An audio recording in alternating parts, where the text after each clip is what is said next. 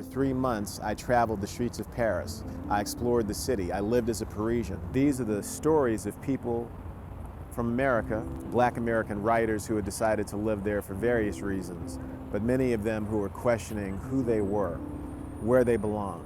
So I came to Paris and, like I said, thought I would stay for 1 year, but just loved the city immediately.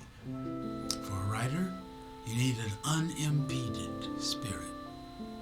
In order for you to get wholly and truly what your environment is telling you, and you must answer it truthfully.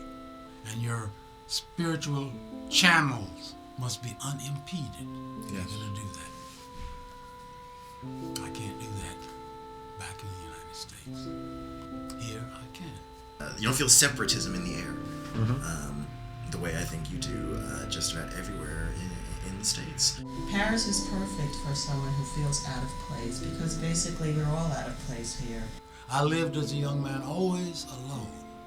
I never lived closer to my physical home in Alliance, never closer than 1,000 miles. I remember my first trip here. I fell madly in love with the city. The aftermath of 9/11 happened, as the Patriot Act happened, as people were being corralled.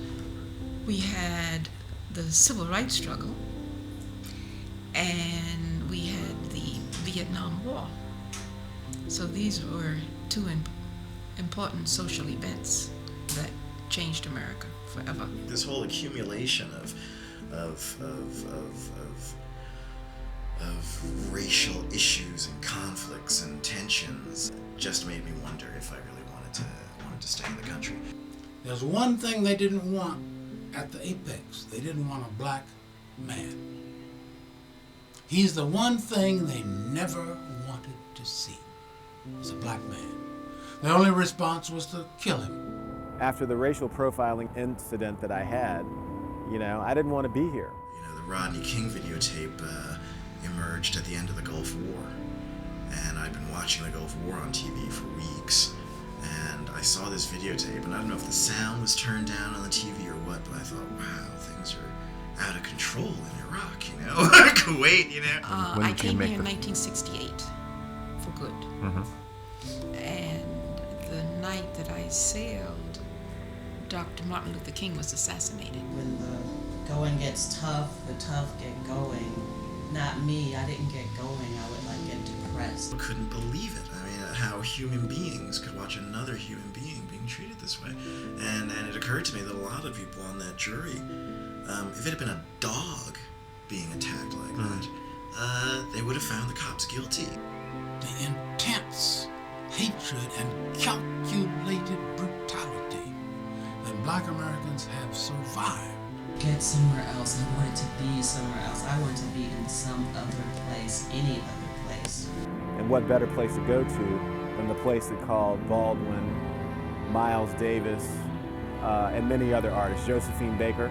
And I met many people, many expatriate Americans who had questions about their identity. So I think it's really part of a collective pathology that has to do with growing up in a racist environment that just messes with your identity so much that you end up trying to identify with this very extreme, narrow image of blackness. Wow. And it becomes a sort of intellectual treadmill, because the whole question is, who's really black and who's not? Rather than saying that there are as many different black consciousnesses as there are black people. And there is no one monolithic black consciousness. There's no one authentic black consciousness. Each one is as authentic as the other. So then I started thinking, maybe I'm more American than I thought. And maybe American isn't what I thought it was. Somebody is making you think about these terms, knowing that you should be thinking about something different. So it's a mental trap that you're put into that makes you think about race. Somebody is profiting, but not you.